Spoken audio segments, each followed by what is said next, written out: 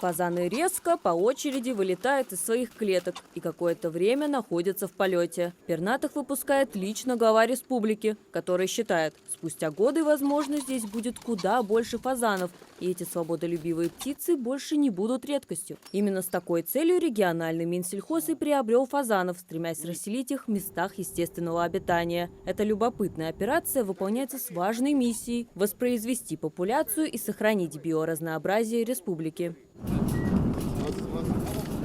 Давай. Ух ты, какой сильный самец.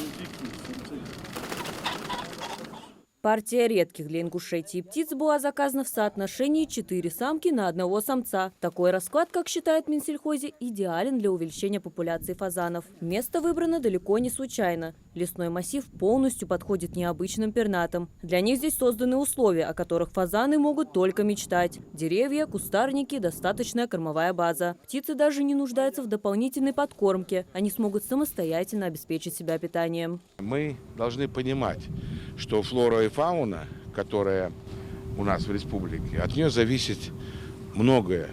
Как мы живем здесь. Оберегать надо. И я думаю, что через лет 5, не знаю, здесь будет целый питомник фазанов.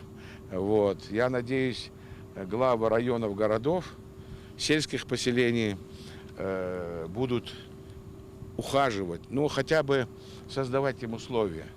Для меня и для Малгобекского района и села Иныркы это великолепно. В республике охота на фазанов запрещена. Птица это опять же редко, говорят в Минсельхозе. Некоторые местные фермерские хозяйства в разведении фазанов крайне заинтересованы. Уже давно в регионе стремятся увеличить популяцию этих птиц в местных угодьях. Одну из таких фазановых ферм держит Багаудин Мугушков, у которого раньше в хозяйстве было вплоть до 1000 диких пернатых. Порядка 700 он выпустил в леса. А держать таких своенравных птиц непросто. Впрочем, и перевозка их дается тоже нелегко. Для того, чтобы перевозить фазана, такие дальние расстояния, как 600, 700, 800 километров, они не рассчитаны.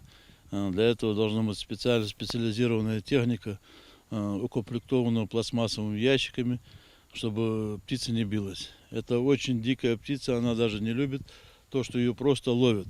Или просто ее сажают в клетку, уже автоматически она, как сказать, самоликвидируется. Сам фазан – птица весьма интересная. Быстрый и ловкий, он способен развивать скорость до 35 км в час. При этом легко взлетает и преодолевает короткие расстояния на крыльях. Вспугнутая птица поднимается почти вертикально вверх. При этом в Ингушетии фазанов выпускали и в других районах республики. Марьям Акиева, Мухаммад Яндиев, Рахман Цуров, Магаз, 24.